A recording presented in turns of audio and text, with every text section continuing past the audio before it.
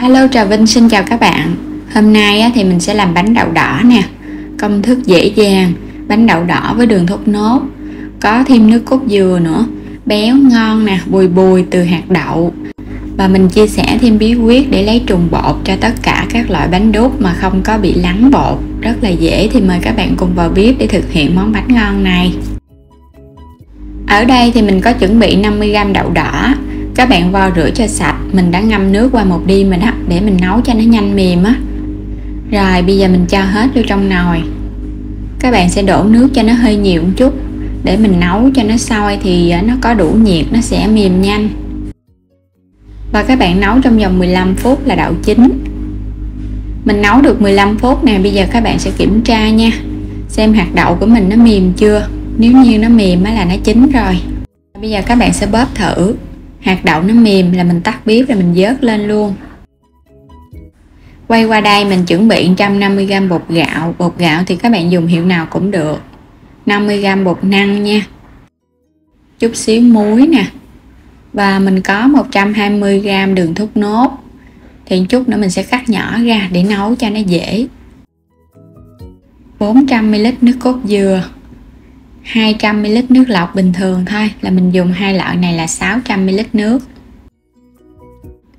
Rồi bây giờ pha bột trước nha, cho bột nó có thời gian nghỉ á. Cho hết hai loại bột vô cái tô lớn. Thì mình dùng 200g bột là 200ml nước lọc luôn. Công thức này cho các bạn dễ nhớ, một lượng bột và một lượng nước để mình pha bột. Khuấy đều lên nha, cho phần bột nó hòa tan kỹ. Còn cái phần nước cốt dừa thì chút nữa mình sẽ nấu riêng. Các bạn khuấy đều lên vậy nè, thì bột đó nó sẽ tan ra. Còn nếu mà muốn kỹ hơn nữa thì các bạn lọc nó qua cái rây để bảo đảm phần bột nó kỹ, nó tan mịn. Rồi mình sẽ để yên 15 phút nha, cho bột nở ra. Mình chuẩn bị tới phần đường. Cắt nhỏ cái viên đường thốt nốt này ra. 120g là một cái viên bự vậy nè. Nếu như các bạn thích ngọt hơn hoặc là giảm ngọt thì có thể tăng hoặc giảm lượng đường lại, không ảnh hưởng đến bánh đâu. Cắt xong hết rồi thì mình cho hết vô trong cái chảo luôn. Mình sẽ cho hết phần muối vô để bánh đậm đà hơn. Nước cốt dừa 400ml nha. Nước cốt càng béo thì bánh nó càng ngon. Rồi các bạn sẽ nấu. Vừa nấu mình vừa khuấy để cho phần đường nó nhanh tan. Khi mà nó nóng lên là bắt đầu nó sẽ tan ra. Và đường thốt nốt thì nó thơm sẵn rồi nên mình không có cho thêm lá dứa. Khuấy một hồi thì bắt đầu nó tan rồi nè. Mình chờ cho nước cốt nó sôi lên. Rồi bây giờ các bạn sẽ tắt bếp luôn. Nó sôi, nó tan hết rồi đó. Quay trở lại tô bột thì các bạn khuấy đều lên cho nó đều trở lại á. Rồi nước đường đã tắt bếp rồi thì các bạn sẽ cho phần bột vô từ từ. Đây là cái cách lấy trùng bột chung cho tất cả các loại bánh đúc hoặc là bánh da lợn luôn. Các bạn làm cách này thì bột của mình nó sẽ đặc sệt và nó không có bị lắng. Cứ khuấy liên tục nha, khuấy đến khi nào hết bột thì thôi. Rồi mình nhắc xuống và mình vẫn tiếp tục khuấy. Thì mình thấy phần bột của mình nó sẽ dạng hơi sệt sệt lõn lõn vậy nè là được rồi. Gót vô trong cái ca có cái mỏ nhọn đó, để chút nữa mình đổ bánh vô chén cho nó dễ. Mình chuẩn bị những cái chén nhỏ nhỏ như nè, cho vô trong cái sừng hấp luôn. Mình sẽ múc đậu đỏ mình cho lên, mỗi một chén thì mình cho khoảng 1 muỗng canh đậu đỏ đó. Các bạn có thể chia ra cho nó đều. Đậu đỏ thì mình lót ở bên dưới. Rồi các bạn sẽ gót bột mình cho lên trên. Bột của mình nó là bảo đảm luôn, mình hấp khuôn bánh lớn cũng vậy, nó cũng không có bị lắng đâu. Phần bột rất là đều luôn. Đổ hết vô những cái chén, các bạn đừng có đổ đầy quá nha. Mình đổ vừa vừa để mình ăn vừa có bột vừa có đậu nó ngon. Mình cho thêm cái chén nhỏ lên trên nữa. Lót thêm cái dĩ hấp ở trên á cho nó tiện. Mình để vô mình hấp vậy nè, nó nhanh hơn. Để khỏi mất công các bạn hấp 2 nồi. Cũng cho đậu đỏ lên trên rồi mình gót bột vô. Xong rồi thì bắt đầu đem đi hấp. Thì tính từ lúc nước sôi thì mình hấp cái bánh này trong vòng 15 phút với lửa lớn luôn. Sau 15 phút thì bánh của mình nó chín rồi đó. Mình mở nắp ra kiểm tra và mình tắt bếp luôn nha. Dùng cây tăm á, các bạn xăm vào giữa bánh, dở lên thấy không còn bột ướt nữa là bánh chín, hoặc là mình thấy bột nó trong á là nó chín nè. Rồi mình sẽ lấy ra và chờ cho bánh nguội.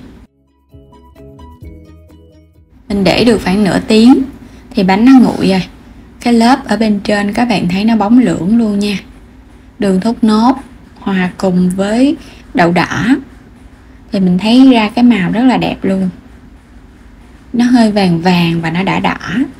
Bánh nguội thì mình lấy ra khỏi cái chén nó dễ hơn, còn nếu mà bánh còn nóng thì nó hơi dính chén. Đây, một cái chén bánh nè, bên dưới là đậu đỏ. Mình sẽ lấy tiếp tục và cho ra dĩa. Bánh này thì mình ăn không vậy là đã ngon rồi á, tại vì nó có nước cốt dừa và đường vô trộn sẵn rồi. Khuôn bánh láng bóng, nhìn rất là hấp dẫn luôn. Trang trí lên thêm một miếng lá dứa nữa cho nó thơm. Vậy là mình đã làm xong cái món bánh đúc đậu đỏ, hay là bánh đậu đỏ đổ trong những cái chén nhỏ. Vừa ngon vừa dễ. Thì ngoài đậu đỏ ra các bạn cũng có thể dùng đậu xanh hoặc là đậu trắng cũng ngon nữa nha. Nhưng mà mình dùng đậu đỏ cho nó lạ. Bánh thì có độ mềm và có độ dai. Mời các bạn cùng thưởng thức nha. Rất là ngon các bạn. Bột mềm mềm dai dai nè, và thơm đường thốt nốt. Ăn vô phần đậu thì nó bùi bùi, nó mềm luôn chứ nó không có bị sượng nha. Mình nấu trước rồi và mình hấp thêm nữa cho nên đậu nó sẽ mềm ngon. Và nếu như các bạn thích thơm hơn nữa thì có thể cho lên thêm một ít mè rang hoặc đậu phộng rang. Ở đây thì mình thấy vậy cũng ngon rồi. Bánh hấp mà có nước cốt dừa vô chung thì các bạn thấy cái bánh nó rất là bóng, láng. Và mình không cần thoa dầu vô chén, bánh vẫn ngon, không có bị dính chén nha. Rất là ngon luôn. Thì các bạn không thích đổ bằng chén mình cũng có thể đổ trong cái khuôn lớn rồi mình cắt nhỏ ra ăn cũng ngon nữa. Những cái chén này các bạn có thể cầm vậy nè, cái mình múc bằng cái muỗng vô mình ăn cũng ngon, khỏi cần phải lấy ra từng chén ra giống như mình. Vì mình quay phim cho nên mình phải để cho các bạn thấy phần đậu bên dưới á. Trang trí lên trên thì nhìn thấy nó bắt mắt và hấp dẫn hơn. Cái màu sắc cũng thấy thích nữa. Phần bột này thì để qua ngày bánh vẫn mềm ngon luôn nha, không có bị cứng đâu, vì mình pha bột nó loãng đó. Và đến đây thì mình chúc các bạn ngon miệng với món bánh đậu đỏ mới lạ này. Đừng quên đăng ký kênh, like và chia sẻ các video ủng hộ mình nữa nha. Xin chào tạm biệt và hẹn gặp lại trong những video tiếp theo.